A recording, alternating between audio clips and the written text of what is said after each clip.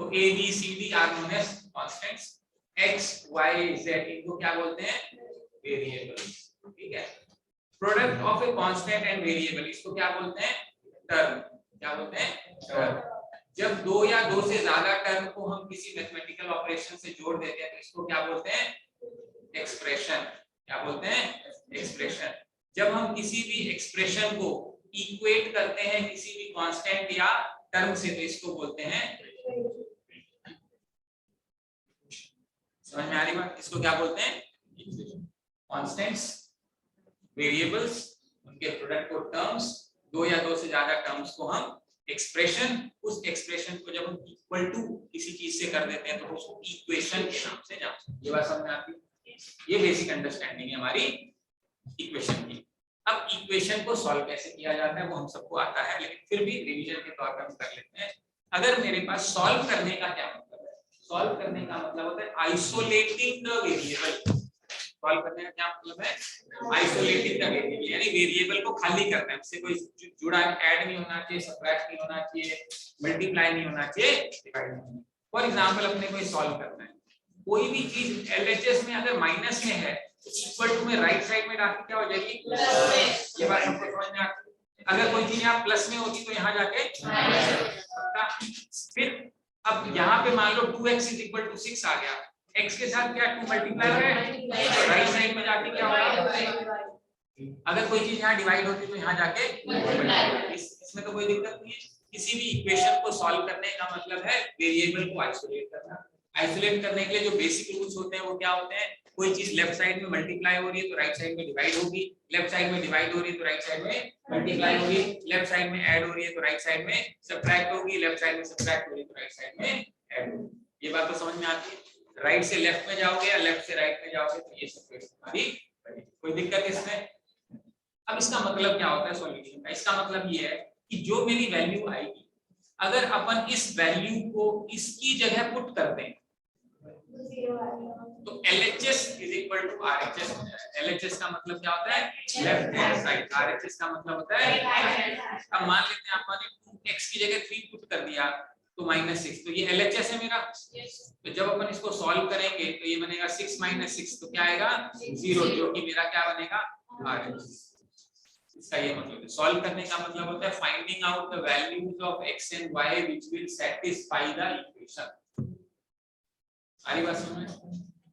अब मैं आपको इसको डिटेल में बाद में ग्राफ रूप समझाऊंगा, लेकिन पहले मैं वो समझा देता हूँ सॉल्व कैसे करना है। सॉल्विंग करने का ये तो सिंपल इक्वेशन है, लीनियर इक्वेशन बन गई। मान लेते हैं मैंने कहा आपको सॉल्व करना है 2x + 3y = 4 and 5x + 7y = 8 for example. अब इसको सॉल्व करना है। सॉल्व करने के 2-3 तरीके होते हैं। एक सब्स्टिट्यूशन मेथड होता है, इक्वेटिंग कोएफिशिएंट मेथड होता है और ग्राफिकल मेथड होता है। तो सबसे कॉमन होता है एलिमिनेशन, जिसको आप बोलते हैं। एलिमिनेशन का मतलब ये होता है कि हमें इन दोनों वेरिएबल में से एक वेरिएबल को हटाना है। तो अब मान लेते हैं हमें x हटाना है, तो x तो तभी हटेगा जब दोनों के कोएफिशिएंट सेम होंगे। तो कोएफिशिएंट सेम करने के लिए I can multiply this side by 5। अगर इक्वेशन का ये भी एक रूल होता है, मान लो 2x + 3y = 4 है, अगर मैंने यहाँ 5 से मल्टीप्लाई किया RHS में तो इसको भी 5 से मल्टीप्लाई करूंगा तो मेरे आंसर पे कोई फर्क नहीं पड़ेगा क्योंकि दोनों 5-5 कट जाते हैं। अच्छा, अगर मैं इसको 5 से डिवाइड करूं, इसको भी 5 से डिवाइड करूं तो भी मेरे आंसर पे कोई फर्क नहीं पड़ेगा क्योंकि कट जाते हैं। मान लो मैंने यहाँ +3 कर दिया, यहाँ +3 कर दिया, क्या मेरे इक्वेशन में फर्क पड़ेगा? नहीं पड़ेगा क्योंकि दोनों कट जाएंगे। अगर मैंने यहाँ -3 कर दिया, यहाँ पर भी -3 कर दिया, क्या मेरे इक्वेशन में कोई फर्क पड़ेगा? नहीं पड़ेगा। That means what? If there is an equation I can multiply on both the sides by some constants. I can divide both the sides by some constants except 0. मैं 0 से डिवाइड नहीं कर सकता। क्यों नहीं कर सकते 0 से डिवाइड? हैं? 0 से डिवाइड क्यों नहीं कर सकता मैं दोनों तरफ?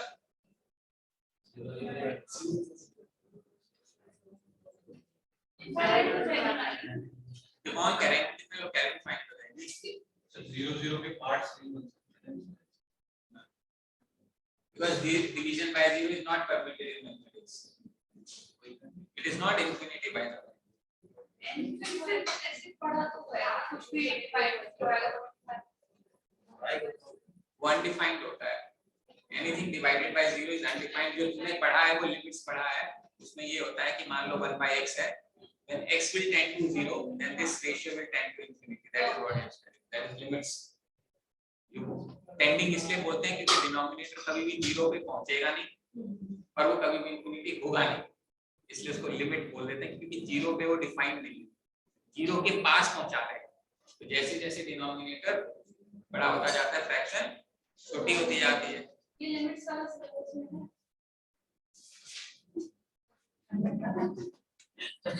हालांकि इसकी लिमिट्स नहीं है लेकिन एक डिफरेंशिएशन की एक एप्लीकेशन है मैक्सिमा मिनिमम में, वो मैं आपको बिना लिमिट्स या बिना डिफरेंशिएशन के भी पढ़ाऊंगा, 2-3 मेथड सिखाऊंगा। तो चाहे लिमिट्स करना चाहे कर ले और लिमिट हालांकि लिमिट्स नहीं है। ठीक है, तो division by 0 is not permitted, ये आपको ध्यान रखना है। और please understand it is not infinity, it is undefined. ठीक है, and there is something known as indeterminate, वो अलग चीज होती है। जैसे 0 by 0 it is not undefined, it is indeterminate. ऐसे इंफिनिटी बाय इंफिनिटी इनडिटरमिनेट है, 0 की पावर इंफिनिटी, इंफिनिटी की पावर 0, इस टाइप से कई सारी चीजें इनडिटरमिनेट मतलब डिटरमाइन नहीं कर सकते। ऐसे 7 इनडिटरमिनेट फॉर्म्स होते हैं जो आपने 11th या 12th क्लास में पढ़े होंगे, अभी पढ़ने की जरूरत नहीं है, but understand it by 0 is not right. Now in this case we want to solve this equation, so we want to eliminate variable x. To eliminate variable x I will have to multiply by some constant on both the sides. तो मैं 5 से, तो नीचे वाले का जो coefficient है 5, उसको मैं ऊपर वाले से मल्टीप्लाई करूंगा, ऊपर वाले का कोएफिशिएंट को नीचे वाले से। ऐसा करने से फायदा क्या होगा? तो ये मेरा बनेगा 10x, ये मेरा बनेगा 15y is equal to 20, और ये भी मेरा बनेगा 10x plus 14y is equal to 16। और जब मैं माइनस करूंगा तो माइनस माइनस माइनस ये कट जाएगा, तो 15y minus 14y y is equal to, एक बार y is equal to 4 आ गया, फिर मैं इसको सब्स्टिट्यूट करूंगा चाहे इसमें और चाहे ऊपर वाले में। ऊपर वाले में करूंगा तो 2 into x plus 3 into y की जगह 4 लिख सकता हूँ, is equal to 4। तो 2x is equal to 4 minus 12, x की वैल्यू बनेगी -8 divided by 2, तो ये आंसर आ जाएगा x की वैल्यू -4 और y की value 4। So this is the solution for my equation. Now what does it mean? It means जब मैं x की वैल्यू -4 y की वैल्यू 4 रखूंगा LHS में, 2x plus 3y में जब मैं LHS में इसको रखूंगा तो मुझे क्या मिलना चाहिए? RHS मिलना चाहिए। 2 into 4 की वैल्यू है -4 plus 3 into इसकी वैल्यू है 4, तो बनेगा -8 plus 12, आंसर कितना आएगा? +4, which is my RHS। तो ये जो पॉइंट है इसको भी सेटिस्फाई करेगा और इसको भी सेटिस्फाई करेगा। कैसे?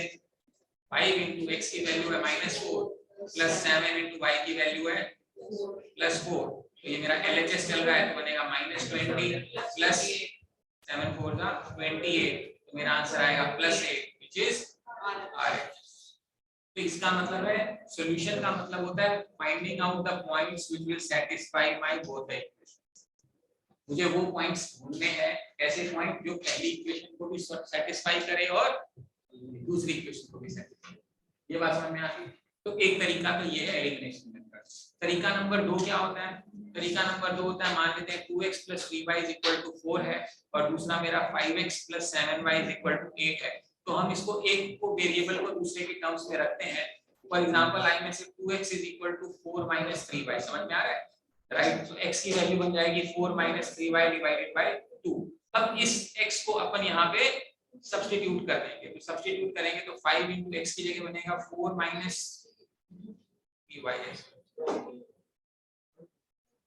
3y upon 2 plus 7 into y। ये कहाँ से चल रहा है भाई? वो फोन में आता है क्या आजकल? वो जुगाड़ है क्या?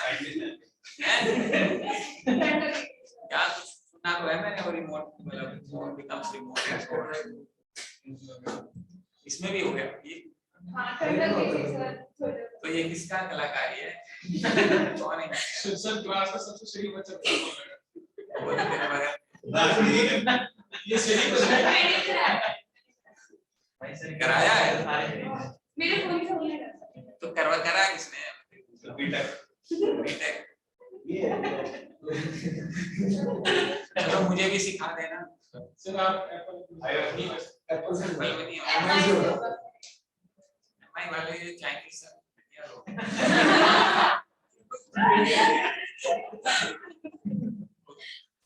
चलो इसको सॉल्व रिकॉर्ड हो गए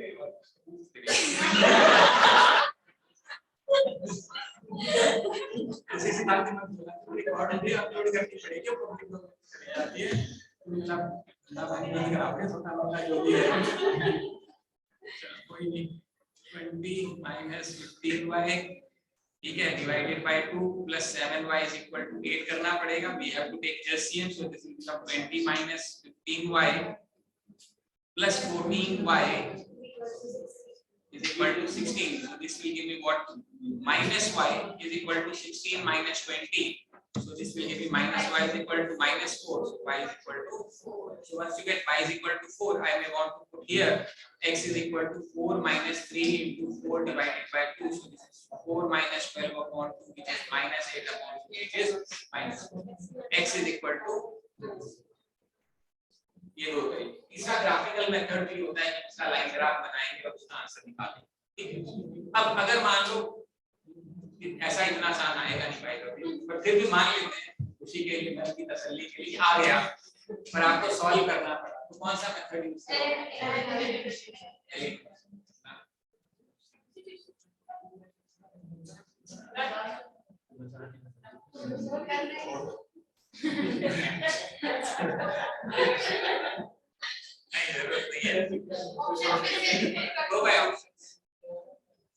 अगर ऑप्शंस हैं, चार ऑप्शंस दिए हैं, तो ऑप्शन डाल के देखिए, सैटिस्फाई करेंगे, मेहनत करनी है।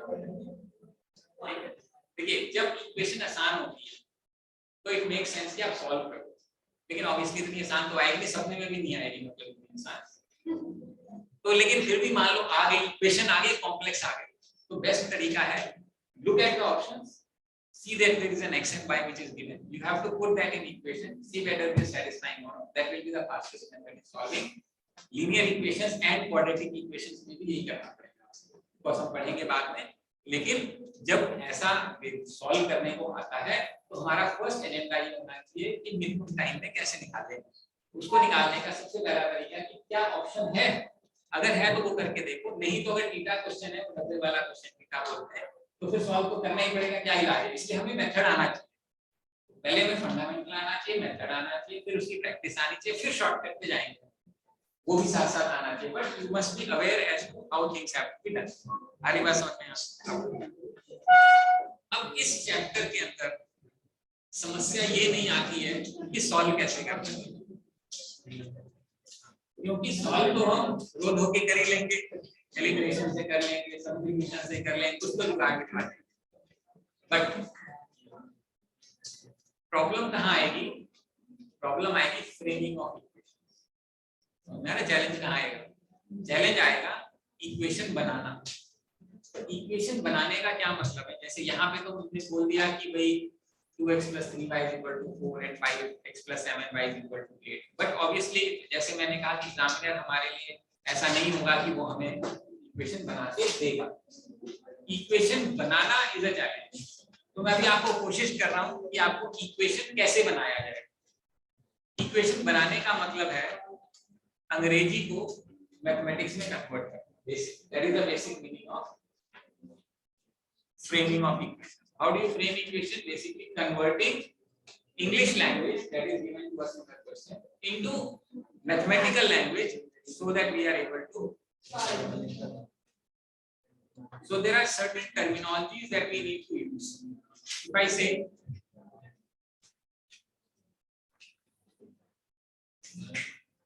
x is 2 more than y,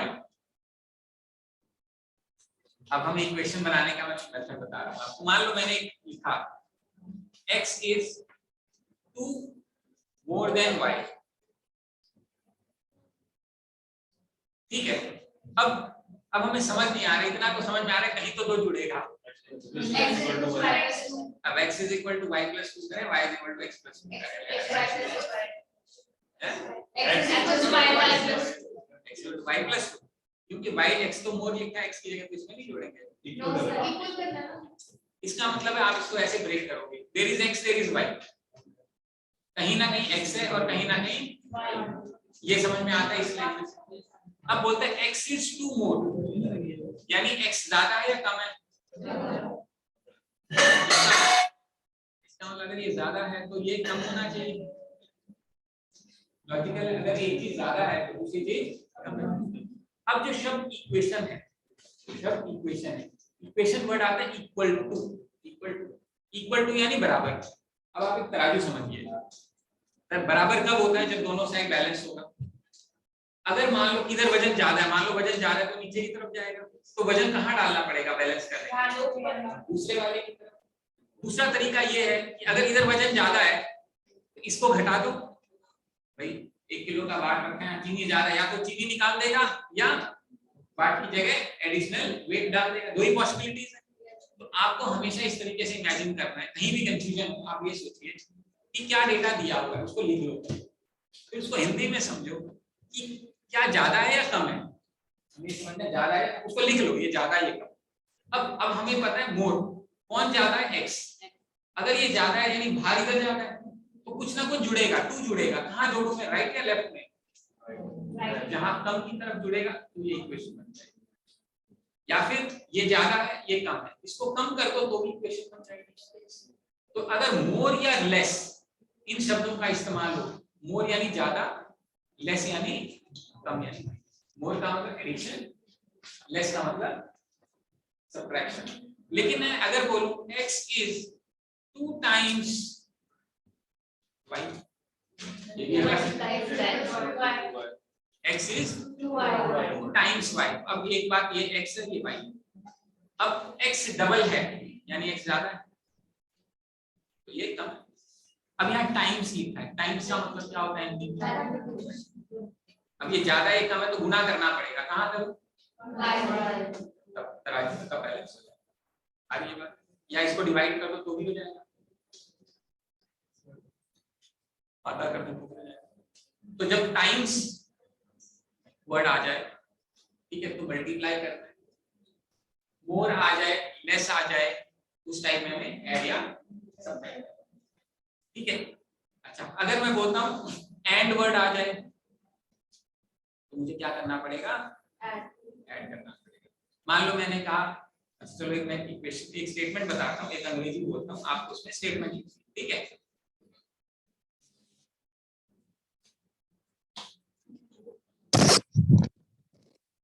The cost of 2 chairs and 3 tables is 64. The cost of 8 chairs and 9 tables is 128. What is the cost of 3 chairs and 4 tables?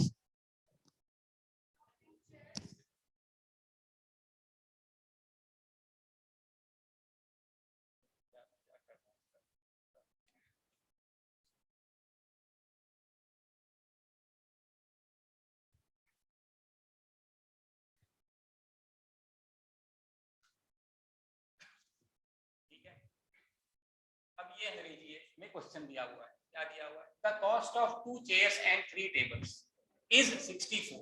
तो पहला ये सेंटेंस है, हमें इसको मैथ्स में बनवाना है। इसका हिंदी अनुवाद क्या है? कॉस्ट ऑफ 2 चेयर्स, यानी कि 2 चेयर की कॉस्ट। अगर एक चेयर की कॉस्ट x है तो 2 चेयर की कॉस्ट कितनी होगी?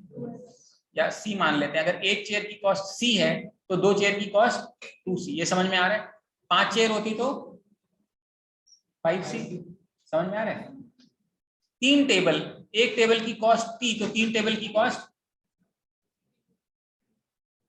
3t। अब कह रहे हैं the cost of 2 chairs and 3 tables, यानी कि 2 चेयर और 3 कुर्सियां, यानी क्या होगा यहाँ पे? एड।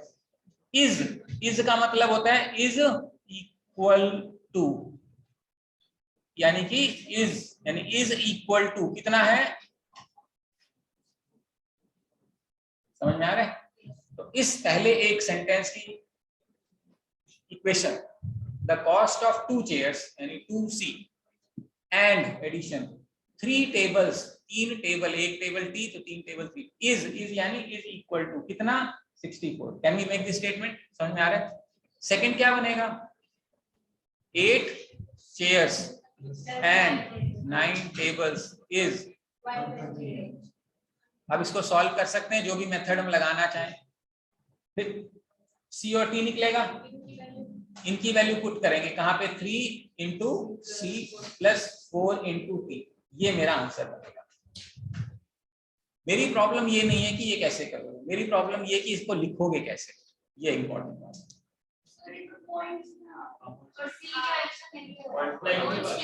भाई आने दो, कोई बात नहीं। मैंने कौन सा सोच समझ के इक्वेशन फ्रेम किया है, मैं तो एक रैंडम सेंटेंस बता रहा हूँ। मेरा टारगेट यहाँ सॉल्व करवाना नहीं है, अभी सॉल्व करवाने वाले दूंगा ना, वो सोच के दूंगा, वहां गलती नहीं होगी। यहाँ मेरा टारगेट ये कि तुम अंग्रेजी को मैथ में बना दो, that's it, end of the story. I am not asking you to solve it. Clear है?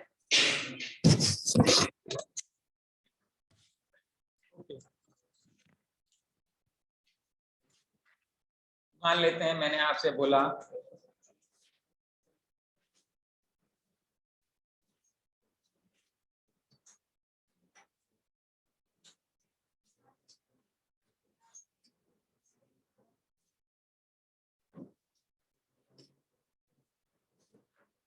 3 years ago, Ram was 3 years older than Shyam.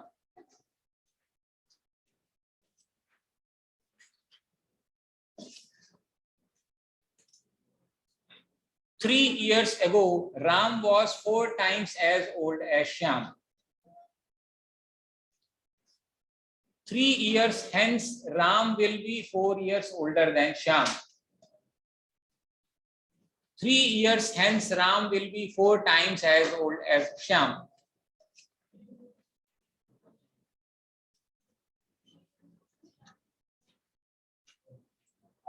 अब ये क्वेश्चन एजेस में आते हैं, ऐसा अंग्रेजी लिखी हुई होती है, हमें इसकी क्वेश्चन बनानी है। समझ में आ रही बात? तो अब इसका हिंदी अनुवाद, 3 years ago, 3 साल पहले क्या था? राम की उम्र 4 साल ज्यादा थी, किससे? श्याम से। हिंदी में तो यही मतलब। इक्वेशन कैसे बनाएंगे? मान लेते हैं present age of Ram R है और present age of Shyam S है। ये कब की उम्र है? कब बोल रहे हैं?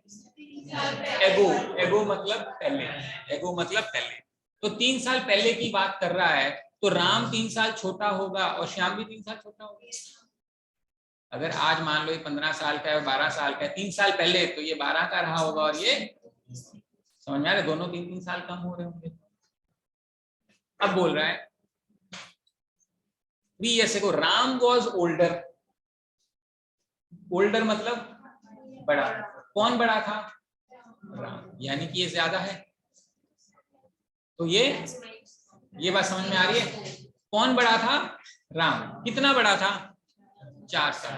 तो 4 साल जुड़ेगा कहीं ना कहीं। किधर जुड़ेगा? कम की तरफ या ज्यादा की तरफ?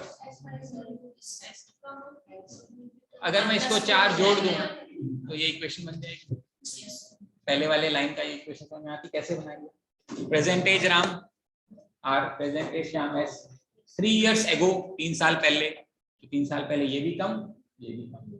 अब यहाँ तक बात समझ। अब बोलता है राम वॉज ओल्डर, यानी राम ज्यादा था, तो उसके नीचे ज्यादा लिख दो, तो वो कम था। अब तराजू बैलेंस करने के लिए राम ज्यादा था तो जुड़ेगा कहाँ? कम की तरफ। तो श्याम। ठीक। अगला बोलते हैं 3 years ago Ram was 4 times as old as Shyam. तो ये राम आज, श्याम ये। कब की बात कर रहा है? 3 साल। आइए आ गए, यहाँ राम है।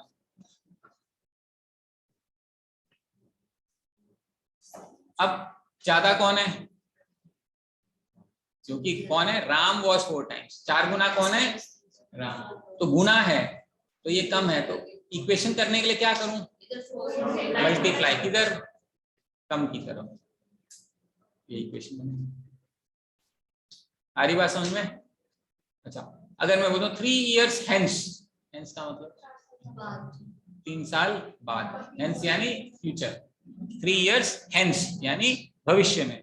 तो अगर राम आर है, तो लाल कर लेते हैं, राम आर है तो श्याम ऐसे।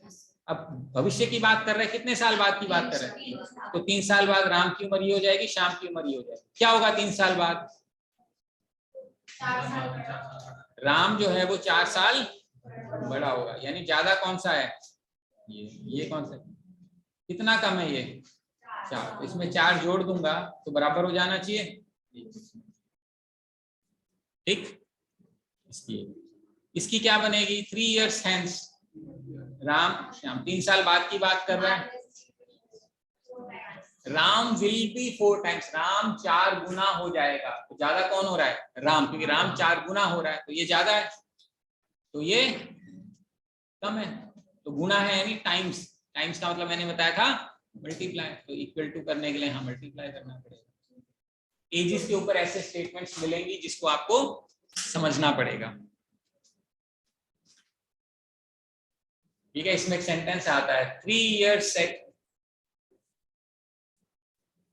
years ago when I was as old as you are, my present age is 3 times as old as you were.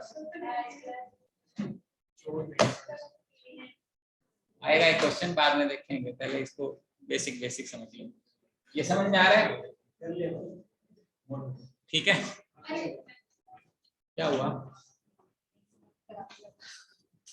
तो उसका टेम्परेचर ज्यादा कर लो, उसमें क्या है, उसमें 25 कर लो, मतलब कंफर्टेबल हो जाएगा सभी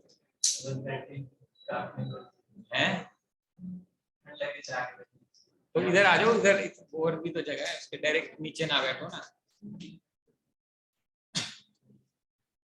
ओके, ये एजिस पे क्वेश्चन आता है। ऐसे फ्रैक्शन पे भी क्वेश्चन बन सकते हैं। फ्रैक्शंस पे कैसे बन सकते हैं? मान लो एग्जांपल के तौर पे, लेट्स से you know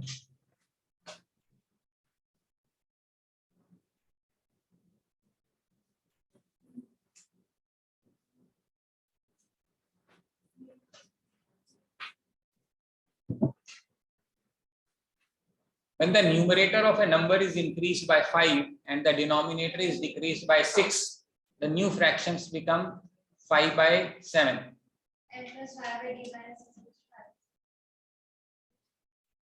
When the same fraction is increased by 3 and 4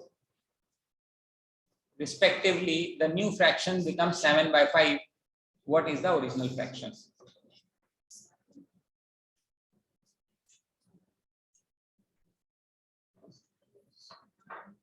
अब ये क्या बोल रहा है?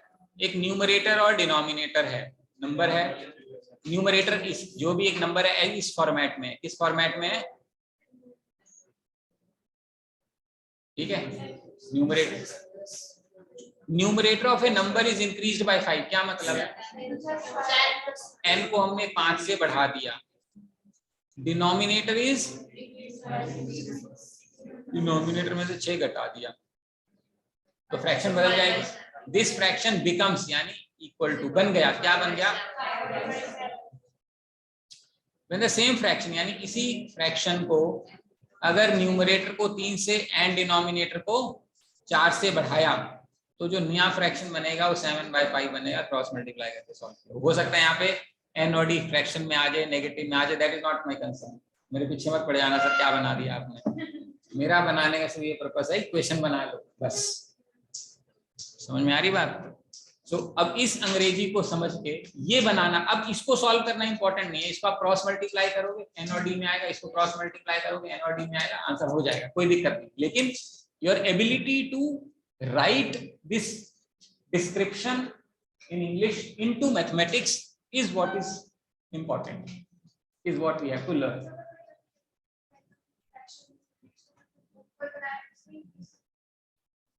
हाँ, अगर न्यू फ्रैक्शन होता तो क्योंकि न्यू बन गया फिर इसमें चेंजेस लाते, बट ऐसा कह नहीं रहा है। ठीक है, तो ये ऐसे हो जाएगा। क्लियर है? यहाँ तक समझ में आ रहा है? फ्रैक्शंस में ऐसे ही डिजिट्स और नंबर्स में क्वेश्चन बनते हैं। क्या मतलब? एग्जांपल के तौर पे let's say I am just trying to frame a question.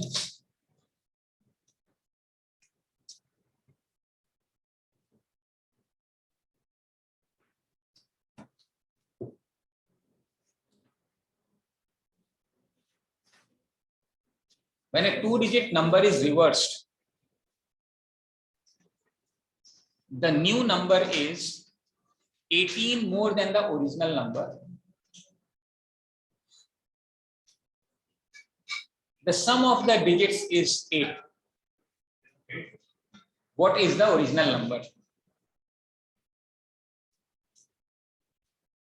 अब अगर तुम चाहते हो इसका आंसर निकले तो मुझे 2 मिनट दो, मैं इसको सोच के सही कर देता हूँ। निकल रहा है? ये बड़ा क्यों नहीं हो रहा यार? ये था दे इसको।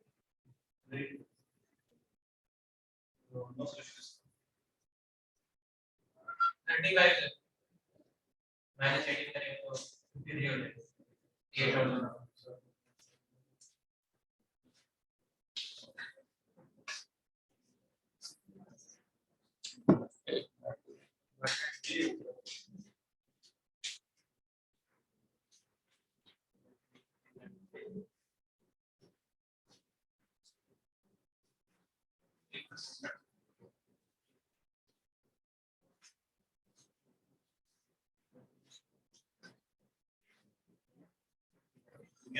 होएगा।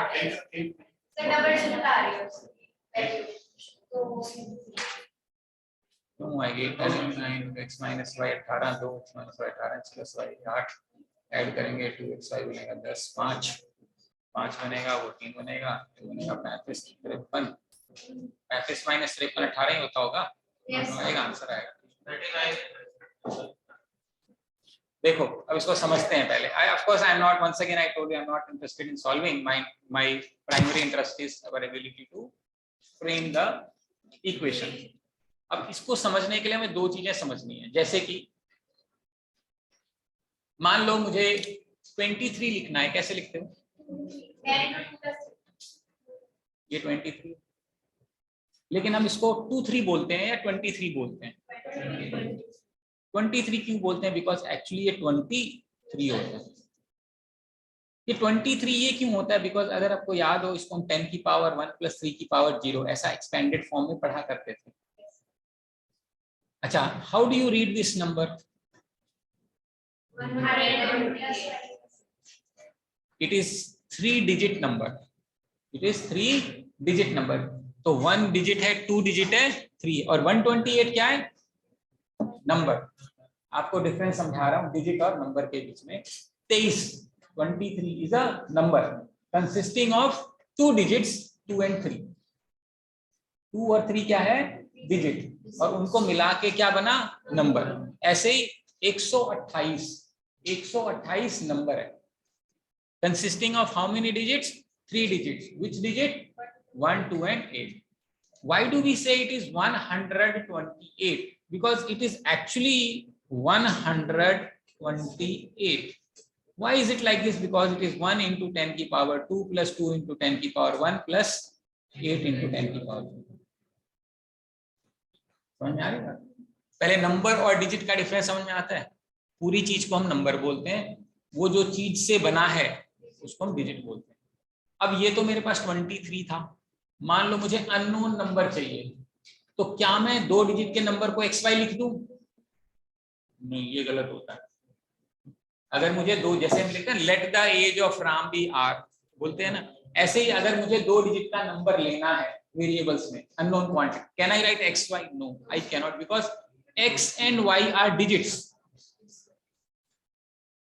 डिजिट है ये। नंबर बनाने के लिए मुझे लिखना पड़ेगा x into 10 की पावर 1 plus y into 10 की power 0, which is normally written as 10x plus 1. So whenever you have to write a 2-digit number, you don't write xy. What do you write? 10x plus y. समझ में आ रहा है? अगर मुझे 3 digit का number लिखना होता तो मैं इसको कैसे लिखता? 100x.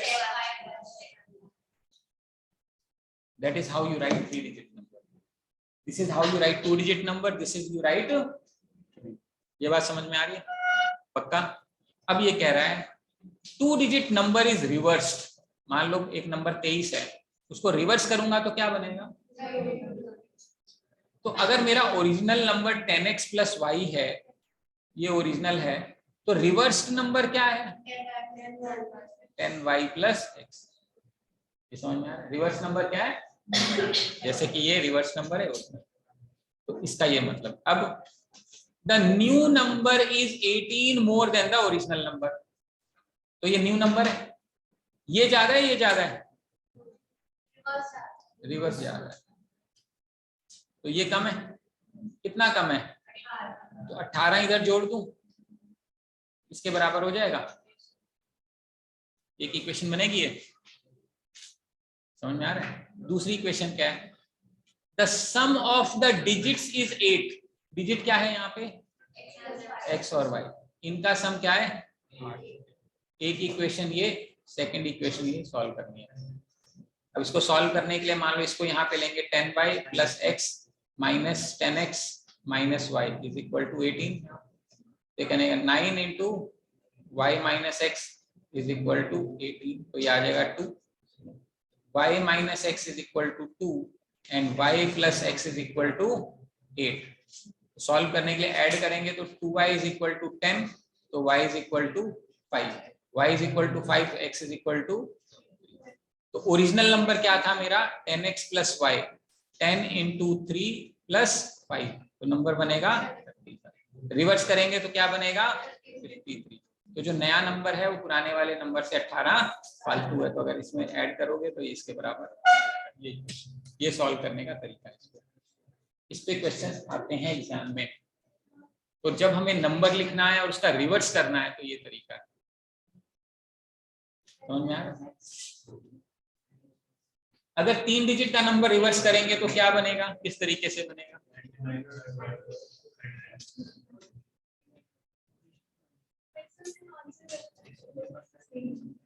गलत तुम्हारा ये आ रहा है, Y minus X equal to 2 आ रहा है, X minus Y equal to आ रहा है। हाँ तो एक्स और वाई एक तरफ ले जा,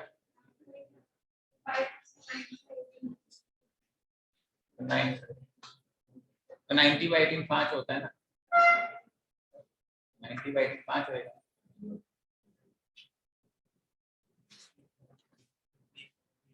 अगर मुझे 3 डिजिट का नंबर लेना है तो मेरा नंबर बनेगा 100x प्लस 10y प्लस, इसको रिवर्स करूंगा तो क्या बनेगा?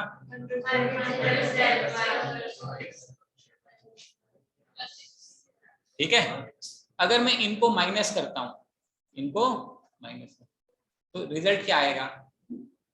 ये माइनस हो जाएगा, ये माइनस, यानी कि minus 100z minus 10y minus x, और यहाँ बनेगा 100x प्लस 10y, तो ये बनेगा 100x में से ये जाएगा तो 99x, ये और ये कटेगा 99z, इसमें से हम 99 कॉमन निकाल के x माइनस, ऐसा कुछ दिया होगा, इक्वेशन सॉल्व करना पड़ेगा। इस टाइप से सॉल्व करें। नंबर्स एंड डिजिट्स में फर्क होता है। हमारी बात समझ। उसके बाद एक क्वेश्चन और आते हैं सिक्के का।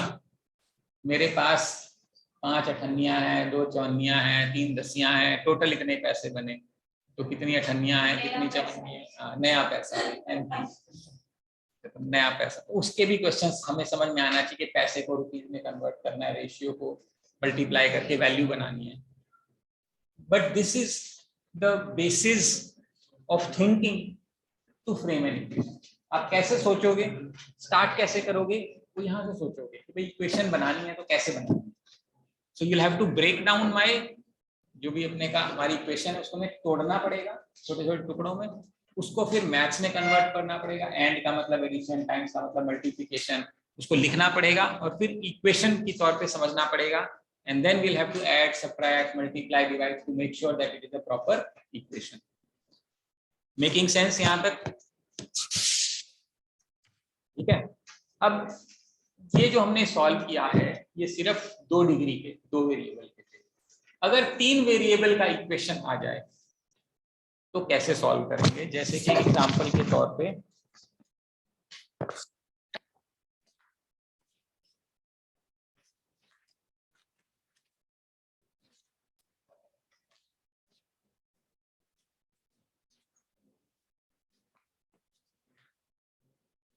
Shiva bought 6 pencils, 2 sharpeners and 4 erasers for ₹16.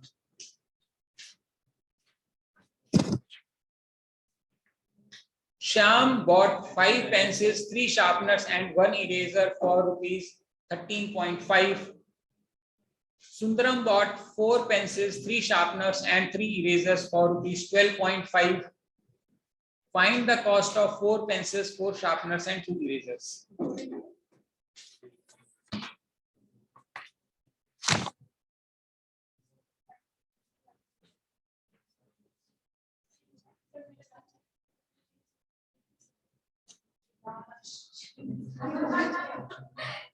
ये ना इसमें समस्या है कि कुछ ऐसे वर्ड ना लिखे जाए मतलब जो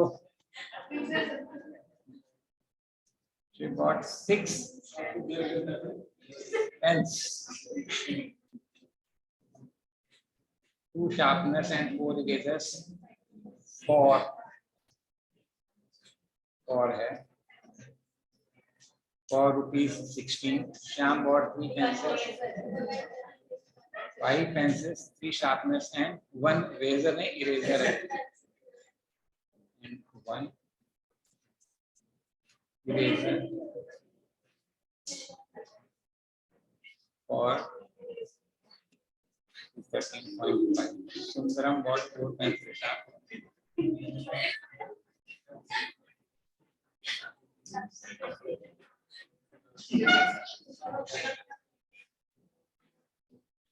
ब्रीजर सोच के कितने लोग खुश हो गए, सारी लड़कियां खुश हो रखी है कि ब्रीजर है, वाह हैं ना, बियर नहीं है, ब्रीजर है।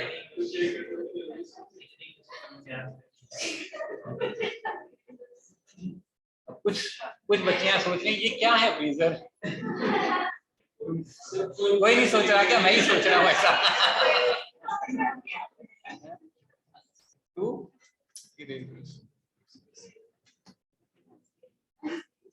Okay, so let's say this is the question. So you need to frame equation and then solve it. Try to frame equation, proper equation बनाओ, इसका solve करो, फिर बताता हूँ। पहले equation बनाओ, फिर देखेंगे solve कैसे करना है।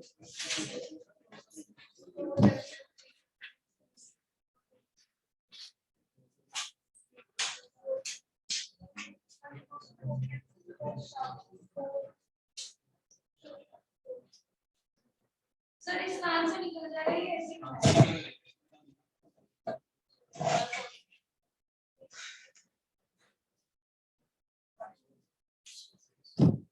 आंसर निकलेगा प्रॉपर।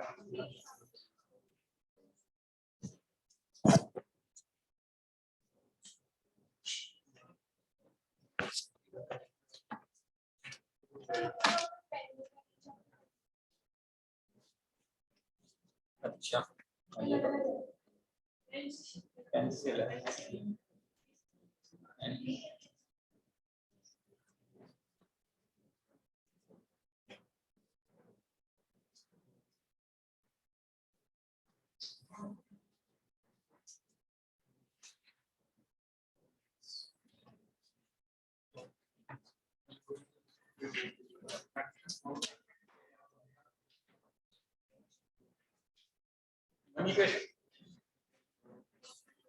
हाँ जी, बन गई इक्वेशन सभी की?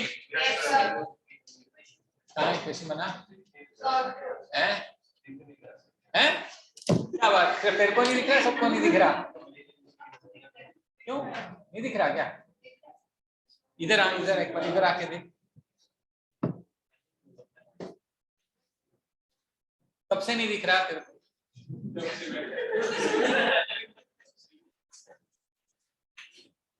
तो समझ आ रहा था, पहले बताना था ना, नहीं दिख रहा, ऐसा तो होना नहीं कि हाँ भाई तुम्हें दिख रहा है। हाँ, यहाँ से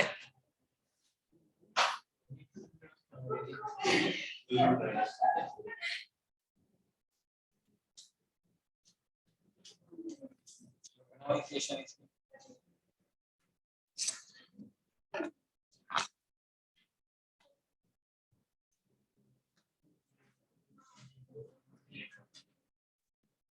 16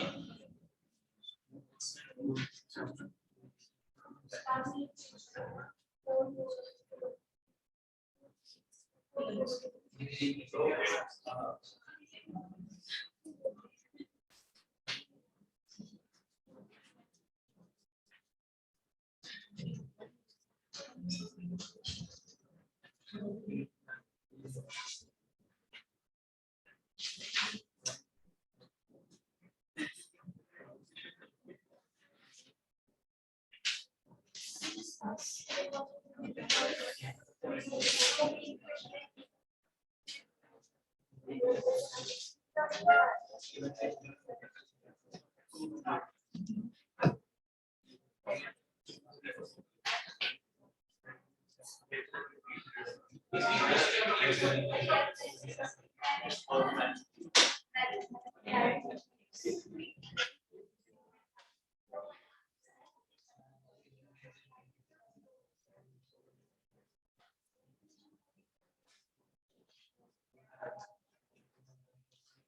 Now, whenever we have, these type of equations where we are having 3 variables and 3 equations, so the way we have to solve it is, पहले कोई भी 2 इक्वेशन लेनी पड़ेगी, मान लो इन दोनों को ले लो, इनमें से कोई एक वेरिएबल एलिमिनेट करना पड़ेगा, फिर अगले 2 लोगे, उनमें से भी वही वेरिएबल एलिमिनेट करना पड़ेगा जो पहले किया था आपने। अब ऑब्जर्वेशन ये बोलती है कि सेकंड और थर्ड को ले ले, माइनस करते ही एस खत्म हो जाएगा। समझ में आ रहा है? ये सेकंड इक्वेशन है मान लेते हैं, और ये थर्ड है। अगर मैंने सेकंड और थर्ड को माइनस किया 5p + 3s, ऑब्वियसली एग्जाम में सब लिखेंगे नहीं, लेकिन यहाँ समझाने के लिए मेरे को ये सब करना पड़ रहा है। 4p + 3s + 3e = अगर मैं इसको माइनस करता हूँ तो ये माइनस हो जाएगा, p बचेगा, ये माइनस हो जाएगा तो ये खत्म हो जाएगा, और ये माइनस हो जाएगा तो -2e बचेगा, = 1। आ गया? अब सेकंड और थर्ड को माइनस करके मेरे को क्या खत्म हुआ? s। तो अब इनमें से इसको छोड़ के, किसी भी एक को छोड़ के कोई और 2 ले लो। अपन फर्स्ट थर्ड भी ले सकते हैं, फर्स्ट सेकंड भी लेते हैं, उससे कोई फर्क नहीं पड़ेगा। तो मान लेते हैं अपन फर्स्ट सेकंड ले लेते हैं। क्या एलिमिनेट करना है इसमें से अपने को? s, क्योंकि मेरे पास जो इक्वेशन है उसमें s नहीं है, तो इन दोनों को लेके भी मुझे क्या एलिमिनेट करना है? s। तो मैं क्या करूंगा, मैं यहाँ लिख रहा हूँ, अब वो एग्जाम में ऐसा लिखना नहीं है, बट सॉल्व करने के लिए = मान लो 16 है, और यहाँ पे 5p + 3s + 1e = 13.5 है। इसको किससे मल्टीप्लाई करूंगा मैं? 3 से, क्योंकि 6 बने। इसको किससे करूंगा? तो ऐसा ही क्यों कर रहा हूँ? बिकॉज ये एलिमिनेट करना है। मैंने कहा था अगर ऐसे एलिमिनेट करना है तो इसका कोफिशिएंट ऊपर वाले मल्टीप्लाई होगा, ऊपर वाले का कोफिशिएंट नीचे वाले में होगा। तो ये रिजल्ट बनेगा 18p + 6s + 12e = 48। ये क्या बनेगा? 10p + 6s + 2e = 27। अब माइनस करोगे, ये माइनस, ये माइनस, ये माइनस, तो ये खत्म हो जाएगा। यहाँ बचेगा 8p - 10e = 21 + 10e। समझ में आ रहा है? एक इक्वेशन इसको हम मान लेते हैं 4th इक्वेशन है, और इसको मान लेते हैं 5th। अब क्या करेंगे? 2 वेरिएबल 2 इक्वेशन, इसको आराम से सॉल्व किया जा सकता है। जैसे p - 2e = 1, और यहाँ पे 8p + 10e = 21। इजी तरीका होगा, मैं इसको 5 से मल्टीप्लाई कर दूं तो ये 10 बन जाएगा, तो यहाँ मल्टीप्लाई करने की जरूरत नहीं पड़ेगी। तो ये इक्वेशन बनेगा मेरा 5p - 10e = 5, और ये बनेगा 8p + 10e = 21। All I have to do is add, ये खत्म हो जाएगा। 8 5 13p = 26। तो p की वैल्यू आ गई 2। p की वैल्यू 2 आ गई। किसी भी एक इक्वेशन में हम डाल देते हैं, मान लो इसमें डाल देते हैं, तो ये बनेगा p - 2e = 1। तो p की वैल्यू 2 - 2e = 1, तो -2e = -1, तो e की वैल्यू आ गई 1, e की वैल्यू आ गई 1। अब 2 और ये 1 आ गया। अब किसी भी ऊपर वाले की इक्वेशन में डाल देते हैं, तो p की वैल्यू 2 है, तो 6 × 2 + 2s + 4 × e की वैल्यू 1 है = 16। तो ये बनेगा, क्यों? हाँ, p की वैल्यू नहीं, p भी तो गलत, अच्छा p तो 2 आ गया, तो 2 e की वैल्यू 1/2, तो हम यहाँ पे लिख लेते हैं 1/2। ठीक है। 12 + 2s + 2 = 16, तो 2s = 16 - 14। s की वैल्यू है 2 / 2, इसकी वैल्यू आ गई 1, s की वैल्यू आ गई 1। ठीक है। अब आपसे क्या पूछा है? क्वेश्चन पूछा था cost of 4 pencils, 4 sharpeners and 2 erasers। 4 pencils, 4 sharpeners and 2 erasers। 8 + 4 + 1 कितना आ गया आंसर? 13 रुपए। ये क्वेश्चन सॉल्व करने का तरीका बनेगा। So lengthy question, but that is how you solve it। अब अगर एग्जामिनर हमसे इक्वेशन नहीं फ्रेम करवा रहा और डायरेक्ट सॉल्व करवा रहा है तो कम से कम कैसा क्वेश्चन करवाएगा, कम से कम ऐसा करवाएगा 1/x + y, या और मुश्किल ले लेते हैं 12 + xy + 6/x - y = 8, 7/x + y - 3/x - y = 5। Solve it, ये करेगा। अगर एग्जामिनर हमसे क्या चाहता है, सॉल्व करवाना, तो ऐसे कैसे करोगे इसको? तो ऐसे नहीं लोगे। जब भी डिनोमिनेटर में वेरिएबल आ जाए तो हम इसको 1/x + y को a मान लेते हैं और 1/x - y को b मान लेते हैं। तो ये मेरा बनेगा 12a - 6b = 8 और यहाँ आएगा 7a - 3b = 5 प्लस। अब a और b सॉल्व हो जाएगा तो 1/x + y की वैल्यू आएगी a और 1/x - y की वैल्यू आएगी b। अब क्या करोगे इसको, x + y will become 1/a and x - y will become 1/b। Add करोगे तो x की वैल्यू आ जाएगी, माइनस करोगे तो y की वैल्यू आ जाएगी। इस तरीके से आपको सॉल्व करना पड़ेगा इसको। That is the way you will solve it. This will help you to frame equations and solve equations. हालांकि इसके अंदर एक टॉपिक और बचा हुआ है, नंबर ऑफ सॉल्यूशंस निकालने का, यूनिक सॉल्यूशन, इनफाइनाइट सॉल्यूशन। हम उसको अगली क्लास में देखेंगे, but you should be able to handle this. क्या चीज? 1.08। इस टाइप के जो क्वेश्चंस होते हैं वो बेसिकली आपके चैप्टर बुक नंबर 3 के अंदर पहला चैप्टर दिया गया है, उसको स्पेशल इक्वेशन बोला जाता है। स्पेशल इक्वेशंस का मतलब होता है इस टाइप के क्वेश्चंस जहां पे number of variables are more than number of equation, हमें उसको सॉल्व करना है। यहाँ पे ये बोल रहा है 2 balls, 2 bats plus 3 balls plus 4 caps।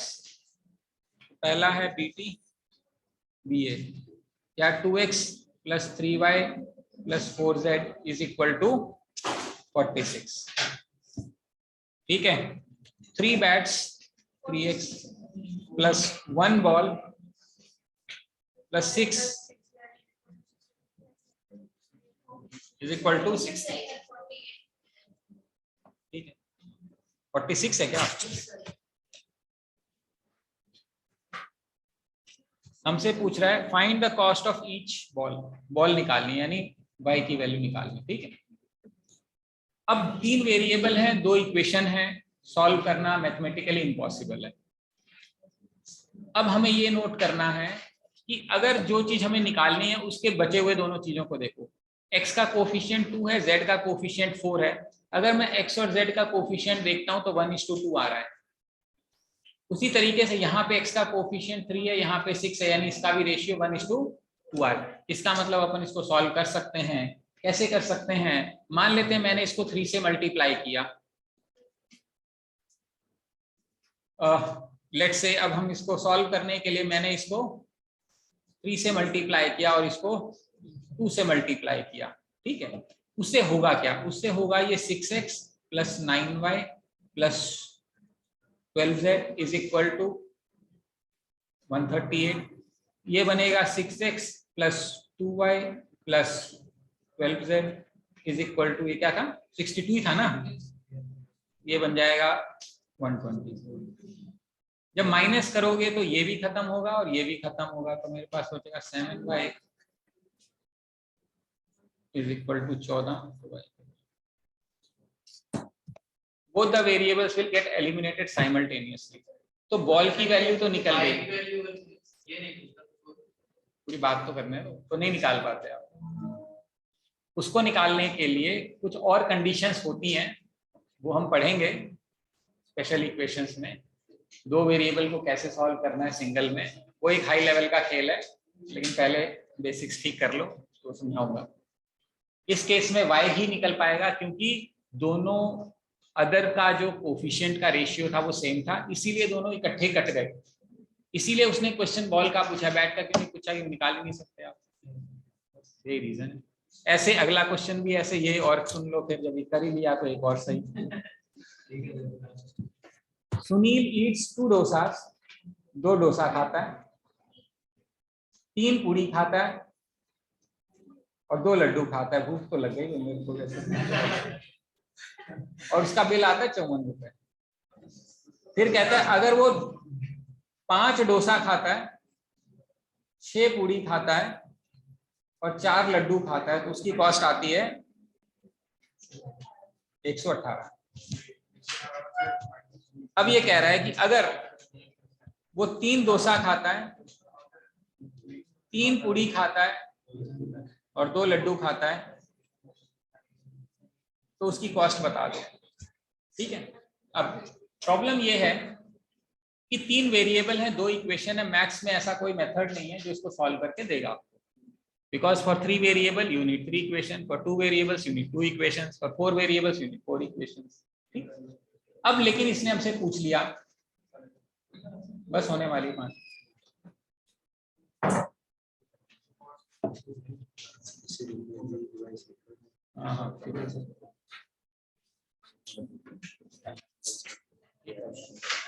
अब अपने को ये निकालना है, कैसे निकल जाएगा? अब आप ध्यान से देखो, अगर अपन माइनस कर दें ऊपर वाली वैल्यू तो सीधा सीधा आ जाएगा 5 डोसा माइनस 2 डोसा 3 डोसा, 6 पूड़ी माइनस 3 पूड़ी 3 पूड़ी, 4 लड्डू माइनस 2 लड्डू। 118 में से 54 माइनस करना है, 64 रुपए लगेंगे आपका इसको खाने के लिए। अब ये आसान है बाय द वे, ठीक है। इसमें जुगाड़ बिठाना पड़ेगा, ऊपर 2 मल्टीप्लाई किया, नीचे 3 किया, माइनस किया, ऐड किया, पूरी सेटिंग करनी पड़ेगी। ये तो आसान सा दिख रहा था, माइनस कर दिया, आंसर आ गया। It's not going to be that easy to be honest, but it is a concept to explain, it's a concept to explain that you may have. अभी तुम्हारा भी सेशन लगे। It is a concept to explain that bag वैग लेके तैयार हो गए, T shirt में स्टिक बनी हुई है, भाइयों उतार उसको, बैग को, कहाँ भागना है? देख भाई, चलो छोड़ो, बाद में बात करेंगे।